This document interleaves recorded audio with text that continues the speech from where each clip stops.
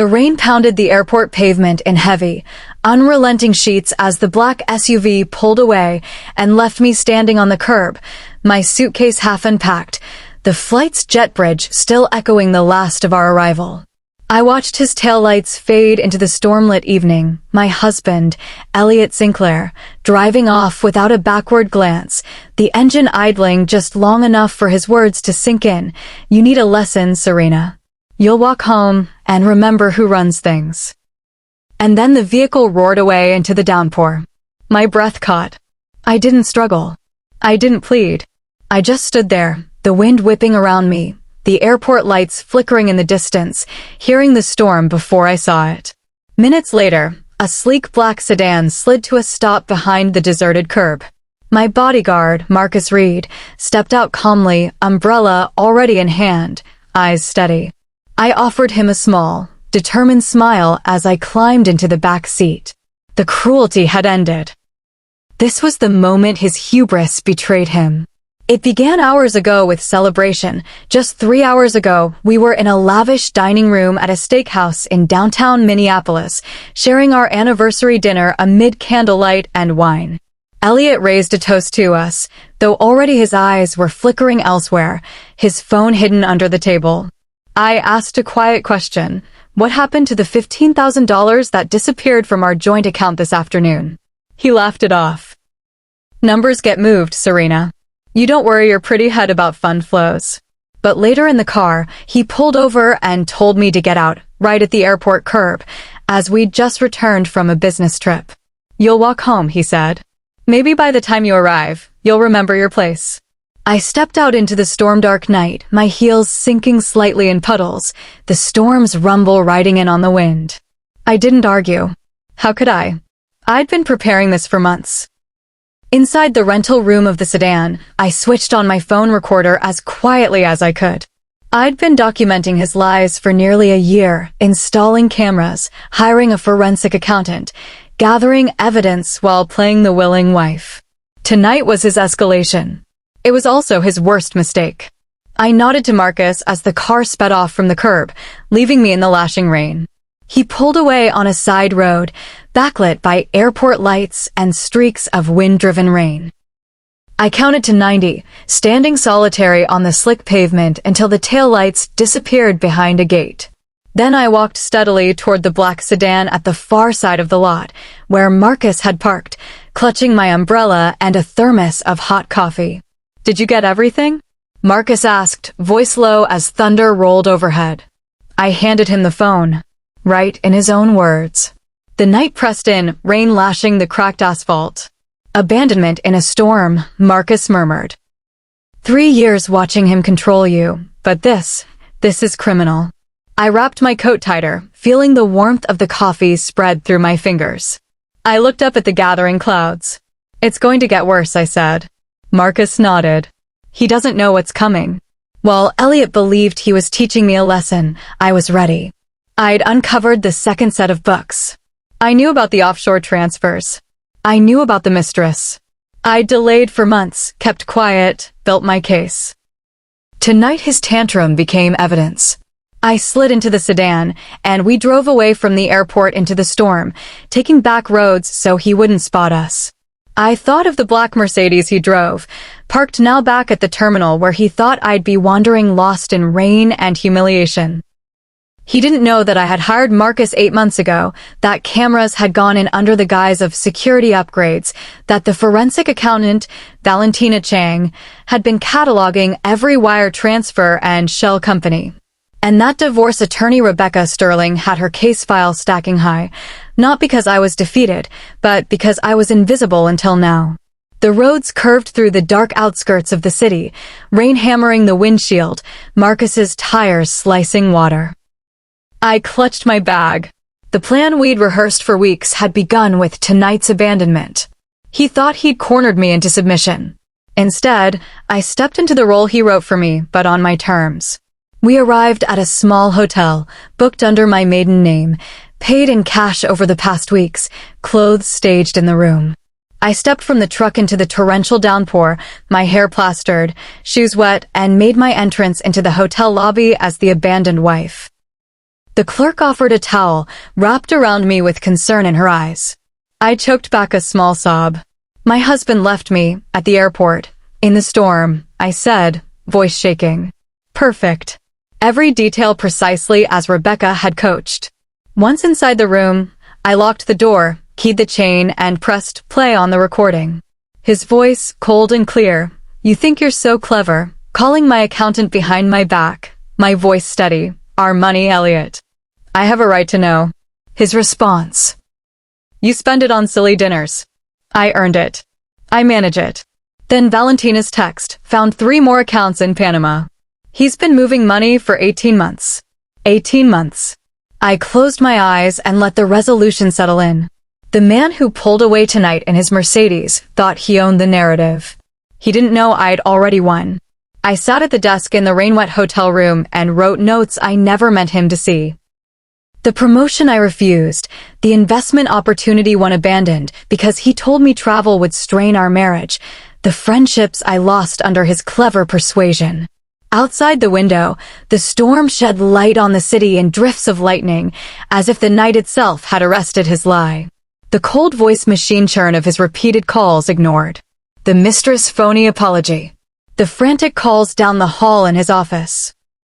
I watched each push notification, recorded the number of calls, screenshot every message. The storm above matched the collapse below. Tomorrow the hearing. Tomorrow the world would see the man who abandoned his wife become the man abandoned by his status. Tomorrow I would walk into court not as the needy spouse, but the architect of his downfall. But tonight I sat in the darkness and allowed something I had not felt in years, freedom. The rain hammered harder. A purge. A cleansing. It wasn't just his lesson anymore. It was his undoing. The storm had passed by morning, but its echo lingered in the damp chill of the hotel room and in the low ache behind my eyes. I had barely slept, an hour, maybe less, my mind running simulations of everything that could go wrong today. The evidence was airtight, the plan meticulous, but years of being with Elliot Sinclair had conditioned me to expect sabotage even when the path looked clear. I sat on the edge of the hotel bed, the city's gray lights stretching across the window, and watched the skyline blur through rain-smeared glass. I wasn't nervous. I was alert, hyper-aware, like prey that had learned the pattern of the hunter too well to ever relax again. At 7 a.m. sharp, I changed into the outfit we'd planned, a deep navy pantsuit tailored just last week, the fabric hugging my frame like armor.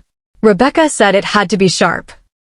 Enough to command attention but not too aggressive, clean but not ostentatious.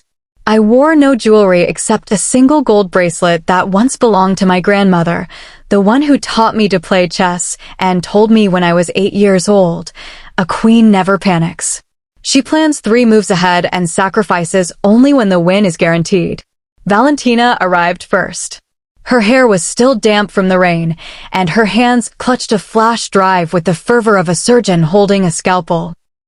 She looked tired, older than yesterday, though her voice was steady when she said, "He tried to move more funds this morning." Got flagged instantly. Frozen. We have the screenshots, timestamped and notarized. I nodded, not because I doubted her, but because I knew Elliot would try. He'd never once backed down without a fight. Even cornered, he thought he could outplay anyone. Rebecca arrived next with her briefcase and her calm firebrand energy. She didn't waste time on greetings. Judge Holcomb is sitting in for Coleman, at least for the first hearing. Don't worry, he has a long history of siding with abuse victims. I've won 4 cases under him. She spread out the documents like a general surveying battle maps. We start with the abandonment and financial control. Then we shift to fraud. We hit him with the Panama accounts, the property forgery, and, if needed, we show the safe deposit documents. But not all at once. We give just enough rope. Marcus brought in the last box, labeled with Elliot's initials in bold red ink, copies of every surveillance clip we'd curated for court. Everything's in order, he said, placing it next to Rebecca. Chronological. Highlighted. Synced with transcripts. He looked at me. You sure you're ready for this? My voice didn't waver. I've been ready since the day he told me I was imagining things, when he moved 10,000 from our savings and told me I must have forgotten spending it. The drive to the courthouse was quiet, but tension rode with us like an extra passenger. Minneapolis looked clean and still under the post-storm skies, the streets damp, the air crisp. I thought about the last time I'd been in a courtroom years ago for a speeding ticket. I remembered Elliot laughing when I told him I was nervous. The courts don't care about little things like you, Serena, he'd said. They care about money, which is why I always win. He hadn't been wrong back then. We entered the courthouse at 11:45 a.m. Security checked our bags. The clerk eyed our paperwork with mild curiosity, but didn't ask questions. Courtroom 6C was larger than I expected, light wood paneling, rows of high-backed pews, the bench looming like a monolith at the front. Elliot was already there when we entered. He looked worse than I imagined. His designer suit was wrinkled, the usual pocket square missing. His eyes, once sharp and calculating, were ringed with sleepless desperation. But he still managed to smirk when he saw me. A faint sneer that said, "You'll never finish what you started." He didn't know we'd already finished it. I sat at the plaintiff's table with Rebecca. She placed a calming hand on my wrist. "Let him rattle. He's going to try. But we have the truth." Elliot's lawyer, someone I didn't recognize, a man in his 50s with a pinched mouth and a too large watch, whispered something to him. Elliot waved it off, never taking his eyes off me. At precisely 12 p.m., Judge Holcomb entered. The bailiff's voice boomed. We all stood. The judge took his seat, adjusted his glasses, and surveyed the room with the cool detachment of someone who'd seen too many lies dressed in Armani. We are here regarding a petition for emergency injunction against Elliot Sinclair, filed by Serena Harrison Sinclair. Miss Sterling, you may proceed. Rebecca rose. Her tone was neither sharp nor gentle, it was exacting, like the edge of a blade. Your Honor, on the evening of November 12th, my client was deliberately abandoned by her husband at the curbside of Terminal B, just minutes after arriving from a joint business trip. The defendant left her without transportation or assistance during a severe weather warning and did so after months of documented financial manipulation and emotional coercion. She pressed play on the first recording. Elliot's voice filled the courtroom. You'll walk home, Serena. That'll teach you not to question my decisions. I'm done with your attitude. The room went still. Even his lawyer blinked, clearly unaware this existed. Judge Holcomb looked up. Mr. Sinclair, do you deny this is your voice? Elliot stood. His voice was calmer than I expected. It was a heated moment, Your Honor. She provoked me, questioned my finances, embarrassed me in front of clients. I wanted her to understand boundaries. She wasn't in danger. She had her phone. Rebecca didn't miss a beat. We have footage of the storm within 20 minutes of abandonment. We have cell tower records showing she didn't call for help. Because she didn't need to. She had already secured legal counsel and was documenting months of abuse. She paused. And we also have proof of Mr. Sinclair's extramarital spending using marital funds. Jewelry. Travel. Luxury expenses for a woman named Camille DeVrose, who is not his wife. Elliot's smirk cracked. His lawyer muttered a sharp curse. The judge's brow lifted just slightly. Proceed. One by one, the documents came out. Wire transfers. Offshore accounts. Hidden assets. Property sales I'd never known about, all in his name, siphoning value from our joint portfolio. I stayed silent. I didn't look at Elliot. I watched the judge.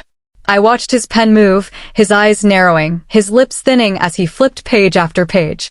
And when Rebecca played the video. Footage from our own living room. Elliot laughing with Camille, mocking my intelligence. Something in the room shifted. Even Elliot knew it. His hands twitched, the way they always did when a deal started falling apart. This court grants the emergency petition, Judge Holcomb said finally, his voice thunder after silence. All financial assets are frozen pending further investigation. Mrs. Harrison Sinclair is granted sole access to the marital residence, and temporary support is established at $12,000 per month. A restraining order is placed. Mr. Sinclair is to remain no less than 300 feet from the plaintiff. I exhaled. Rebecca packed up the files with crisp efficiency. Next, she whispered, is the criminal side. As we left the courtroom, Elliot followed close behind, ignoring the bailiff's warning. You think this is over? He hissed. You'll regret crossing me. I turned. I didn't raise my voice. I haven't even started. He looked into my eyes then, and for the first time in 3 years, I saw something unfamiliar. Not rage. Not condescension. Fear. The scent of courtrooms clung to me longer than I expected, polished wood, recycled air, something faintly metallic that reminded me of old paper and older lies. We returned to the hotel after the hearing, and I dropped my briefcase onto the couch like it weighed more than my hands could carry. It wasn't the evidence, or the restraining order, or the fact that I had won the first real battle against Elliot Sinclair. It was the knowing bone deep, inescapable, that this had only been the first act of a far more dangerous play. Rebecca sat across from me, eyes scanning through the legal briefs again, even though she knew them word for word. Her mouth was drawn tight, the way it always got when she was reading ahead in the game, 5 moves deep. He's going to escalate, she said, not as a warning, but as a guarantee. You humiliated him. He'll either double down or vanish. We need to be ready for both. Valentina was in the next room, speaking rapidly in Mandarin to her contact at the Panamanian Bank. I heard only one phrase in English, cutting through the foreign syllables like a blade. He's trying to launder it now. She hung up a few minutes later, her face drained, but her eyes sharp as glass. He's good, she said, pulling out her laptop. But he's not invisible. Not anymore. Marcus stood by the window, arms folded. You want me to increase security at your condo?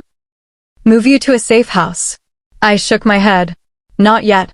If he disappears, I want him to see that I'm not hiding. My voice surprised even me.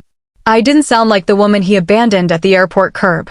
I sounded like someone who had already buried the version of herself that tolerated his cruelty. Then the unexpected happened. Jennifer called. My sister hadn't spoken to me in months, by her choice, not mine. Our last conversation had ended in an argument about Elliot when she insisted I was overreacting and making things up. But now her name appeared on my screen in the middle of Valentina's spreadsheet deep dive, and something about the timing made my stomach twist. I answered. Serena, she said, breathless. Please don't hang up. I need to talk to you. It's important. Silence stretched as I waited, my muscles tightening like piano wire. I think I've done something. I didn't know what he was doing at first, but now I do. And I need to make it right. My voice stayed calm, but every alarm in my head blared. What did he tell you to do, Jennifer? There was a pause. He said you were unstable. That you were trying to ruin him because you found out about the affair. He said he needed help tracking some documents, things about Mom and Dad's estate. He said you wouldn't understand the finances, and he didn't want you to be embarrassed in court. I closed my eyes. Of course. He was using her. Leveraging old wounds and trust she didn't even realize he was breaking. I told him about the old property in Appleton, she continued, her voice cracking. And about Mom's memory problems. I didn't think it was dangerous. I thought he said it was to protect the family legacy. Serena, I didn't know. Valentina had already turned toward me, eyes narrowing. She typed something rapidly, her fingers flying across the keyboard. Appleton, she whispered, and the room went very still. Your parents had an account there, didn't they? I nodded slowly. Valentina turned the laptop toward me. There it was, an email thread between Elliot and a private bank in Appleton, flagged from a backup server we'd hacked months ago. The subject line chilled me. Trust liquidation protocol, accelerated. It had been initiated the same week Jennifer mentioned the property. Elliot wasn't just planning his escape. He was draining generational wealth built before I was even born. Tell her to meet us tomorrow, Rebecca said, her tone clipped. Someplace public. Neutral. She brings everything. Jennifer agreed, too quickly, as if afraid I might change my mind. I have emails, she said. And something else, paperwork Elliot gave me to get signed by Mom. She didn't do it. Thank God. But I think it's bad, Serena. I think he wanted to transfer ownership. Everything. Without anyone knowing. By the time the call ended, I was already moving.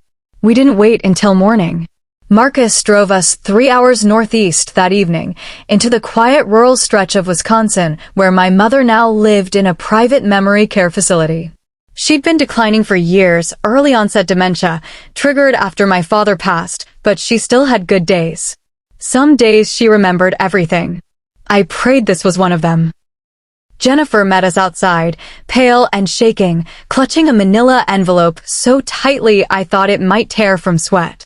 He said he was doing it for you, she repeated, like a mantra that had protected her until now. He said he loved you, that he was fixing things, that you were too stressed to handle it. I opened the envelope. My hands trembled as I read the top page, a power of attorney form, forged with my mother's signature. Not just financial access, total control. Over assets, property, medical decisions, and most damning of all, inheritance distribution. The name on the form where the beneficiary should have been listed, Elliot Sinclair. Rebecca took it, her face hardening. This is prison time. Forgery, elder exploitation, intent to defraud. He's done. We found my mother in her reading room, her hands folded over a photo of my father. Her eyes were clear, alert, focused. Mom, I whispered, kneeling beside her. Did someone ask you to sign documents recently? Anything about the Appleton house?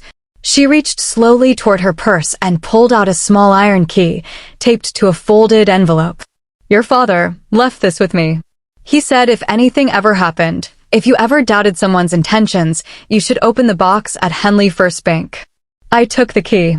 The paper it was taped to had my father's handwriting unmistakable, for Serena. When truth matters more than peace. Back in the car, silence fell over us like a second skin. I stared at the key, letting it cut into my palm until Marcus spoke. Whatever's in that box, he said, it's not just the truth. It's the final nail. He was right. Because Elliot wasn't just a bad husband or a cheating liar. He wasn't even just a fraud. He was a machine built to manipulate. A system designed to extract. And now, thanks to my sister, my mother, and a box of paper my father left in secret, I had a trail that led directly to his destruction. Tomorrow, I would open that box. And Elliot Sinclair would find that the truth doesn't just set people free. Sometimes it sets the whole system on fire. Morning broke in a pale haze, gray light casting long shadows across the breakfast table where no one touched their coffee. The hotel room had turned into our war room again. Documents scattered like discarded lies, timelines scribbled on dry erase boards, phones buzzing with updates from Valentina's offshore contacts. But at the center of it all, quiet and humming with electricity, was the little iron key that my mother had given me. A key to a safety deposit box at Henley First Bank, which hadn't been used in over a decade. We arrived before the bank opened, waiting on the stone steps as wind tore through the trees, the season turning fast now. Inside, the building smelled of waxed floors and cold metal. It looked like time had stopped around 1992, green carpet, brass fixtures, teller windows with sliding glass. A manager named Mr. Alcott, who looked like he'd been working there since before I was born, led us into the vault without questions after seeing my mother's note. The box was old, dust-covered, numbered 1183. He set it down on the small table in the viewing room and left us alone. Rebecca closed the door. Valentina locked it from the inside. I slid the key in and turned. The contents weren't what I expected. There was no stack of bearer bonds or precious gems. No hidden will or last-minute confession. Just one neatly organized accordion folder packed with documents, and one envelope labeled in my father's handwriting, Serena, trust your instincts. Inside the folder were copies of financial statements I'd never seen. Records from early accounts Elliot had opened under our names. I scanned the headers. They were structured like family trusts, but they had small, silent errors, signature mismatches, notarizations from counties where we never lived. He was practicing, Valentina murmured, flipping through them. Perfecting his forgery. These are trial runs. All dated before you were even married. My father had known. He'd seen it from the start. Not just the charm Elliot used to win me over, but the cold, predatory stare that crept into his expression when no one was watching. He'd tracked the early financial movements and had a forensic analyst friend quietly pull records, compiling evidence in this box as if waiting for the inevitable. He never gave it to me while he was alive, but he left a note at the back of the folder. If you're reading this, he finally made a mistake big enough to break through the shell he wrapped around you. I tried to warn you. When he started asking about your mother's medical history, I knew. If he ever touches her finances, open this box and end it. I read the letter twice, unable to breathe. It wasn't just about me. It was about my mother, too. About protection. My father had died 5 years ago, but his final move was still unfolding. He'd handed me the knife Elliot had never seen coming. Marcus photographed everything. Rebecca started building the admissible chain of custody. Valentina flagged 3 documents that had been used as templates for the files Elliot submitted to gain access to my mother's estate. The forgery wasn't just present, it was premeditated. Planned long before the signs of dementia even started. He'd seen my family as leverage before he ever slipped a ring on my finger. When we returned to the hotel, news was already breaking. Valentina's contact in Zurich confirmed a wire transfer over $600,000 had been attempted at 3:00 a.m. this morning from one of the Panamanian shells into an account tied to a new name, Tanner Cole. Elliot's alias. He's running, Rebecca said flatly, pacing. He thinks the injunction was the worst of it. He's trying to vanish before the criminal side catches up. He doesn't know about the box, I said. Or the forgery. Rebecca grinned like a wolf. Then we still have the element of surprise. What happened next was the storm inside the storm. Marcus got a call from an old contact in federal investigations. The SEC had just flagged Elliot's firm. 3 whistleblowers, all junior employees, had come forward with proof of manipulated earnings statements. The authorities hadn't arrested him yet, but he was under surveillance. For now. He's going to try to disappear today, Marcus said. We need to move now. We did. That afternoon, we filed a new emergency motion. Rebecca delivered it in person to Judge Holcomb's chambers. Proof of forgery, elder abuse, fraudulent financial activity across state lines. That tipped the scales. A warrant was authorized for Elliot's arrest, not just on financial charges, but criminal conspiracy. That meant extradition. That meant no more borders. That meant he couldn't hide behind lawyers or jurisdiction. At 4:17 p.m., my phone rang. Unknown number. I answered. His voice was low. Controlled. Dangerous. Serena, Elliot said. I hope you enjoyed your little show in court. But I promise you, it's not over. My voice didn't shake. You always say that when you're losing. I have leverage you don't even understand, he hissed. People you don't know. Money you'll never find. This isn't a game you can win. I almost laughed. It never was. But I changed the rules. He was breathing heavily now, the pretense fading. You're going to regret this. Every step. You've made enemies now. I've made allies, I said. Your employees. Your clients. Your mistress. Your accountant. Even your lawyer thinks you're a liability now. But the one mistake you made, bigger than the lies, the infidelity, the gaslighting, was thinking I wouldn't fight back. I hung up. That night, Marcus got a ping from the GPS tracker we'd placed on Elliot's car weeks ago, one of our quiet failsafes in case he ran. He was heading west, fast, toward a private airstrip 30 miles outside the city. His luggage was loaded. He had 1 bag, 1 passport.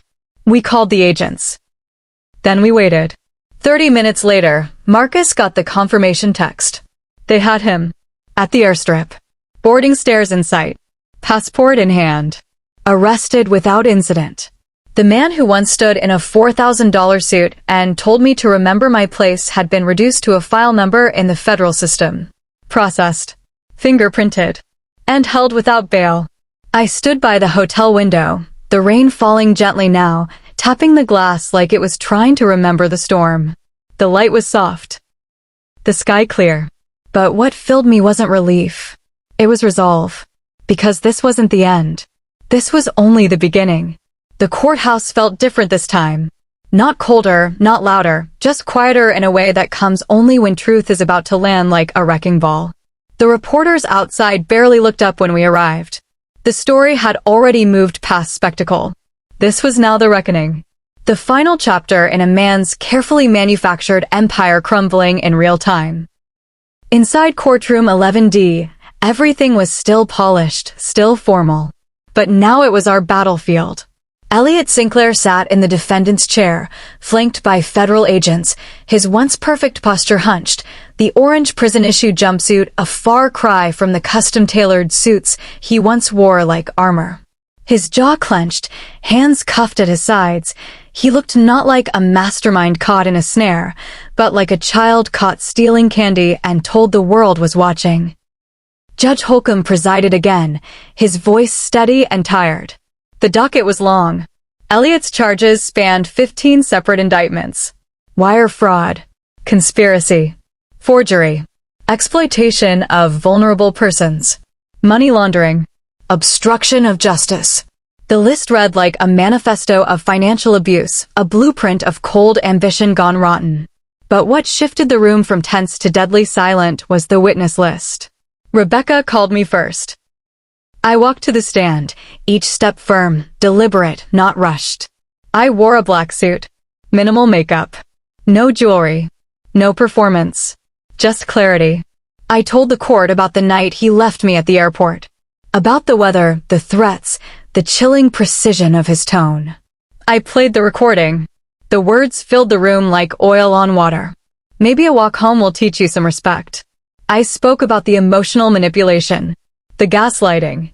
How I'd stopped trusting my own memory. How he moved money, then told me I'd spent it. How he isolated me from friends. How he dismissed my career until I doubted I ever had one. And then I told them about the documents in the safety deposit box. About my father's warning. My mother's fading memory. And the forgery Elliot attempted, forging a dying woman's signature to steal her home and her trust fund. The courtroom didn't move. Some of the jurors looked stunned. Others furious. Elliot never looked at me. Valentina testified next. Calm, precise, devastating. She detailed every account, every wire transfer, every shell company. She explained how the embezzlement began as tax evasion and evolved into a system of theft so vast it spanned 4 countries and over a dozen clients, many elderly, many unaware they'd even signed anything. She ended her testimony by holding up a 1-page summary, $12.7 million. That was the total he tried to take. Then came Jennifer, my sister. Nervous at first, but growing stronger with every word. She admitted to everything. How Elliot manipulated her, paid her gambling debts, used her to spy on our family. How he tried to get her to persuade our mother to sign away her house. He told me it was for Serena, she said, voice cracking. He said she was too stressed to handle the details. But he was lying. He always lied. Then Camille took the stand. The mistress. The pearl-wearing predator turned state's witness. But instead of denial or defiance, she brought clarity and shame. He told me he'd already filed for divorce, she said. He said Serena was unstable, that she refused to let go, that she was obsessed with control. She paused. But I read her emails. I read the financials. I saw what he was doing. She handed over a USB drive. 26 recorded conversations. Every single one damning. In one, Elliot said, by the time Serena wakes up, I'll be in the Caymans and she'll be standing in an empty house wondering how she lost everything. Another, her mother won't know what hit her. We'll move the trust quietly. She won't even remember signing. The recordings broke whatever defense remained. His lawyer gave up trying to spin it. The prosecutor laid it all out with the precision of a surgeon removing a tumor. Elliot didn't just steal. He didn't just manipulate. He didn't just lie. He weaponized trust. He used love as leverage, family as cover, illness as a tool. In closing, the prosecutor said, Mr. Sinclair didn't just commit financial crimes. He broke people. And he did it with a smile, believing no one would ever catch him. But they did. because the person he underestimated the most was the one he tried to leave in the rain. The jury returned in under 4 hours. Guilty. On all counts. Sentencing came 2 weeks later. Elliot sat with his head bowed as Judge Holcomb read the verdict. For your crimes against vulnerable individuals, your willful exploitation of trust, and your complete lack of remorse, this court sentences you to 22 years in federal prison, with no possibility of parole for the first 15. There was no outburst, no denial, no final threat, just silence. A man who had once owned the room, now escorted out of it in chains. 6 months later, the Phoenix Foundation opened its doors in a converted brownstone in St. Paul. Funded by the whistleblower reward and donations from clients Elliot had betrayed, it became a safe haven for women in financially abusive relationships. We offered legal aid, financial forensic services, security planning, counseling, shelter. Jennifer ran the intake desk. Valentina taught budgeting and fraud awareness workshops. Rebecca oversaw our legal arm. Even Camille came once a week, speaking to young women about manipulation, grooming, and how love can become a trap. My mother visited on her good days. She always brought cookies. And I, Serena Harrison, the woman left in the rain, stood in the front office every morning, watching as survivors walked through our doors.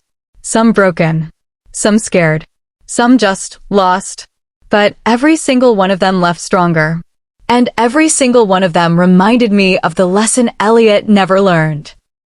That you can't control the storm. You can only survive it. And sometimes, if you're very lucky, you become the shelter others need.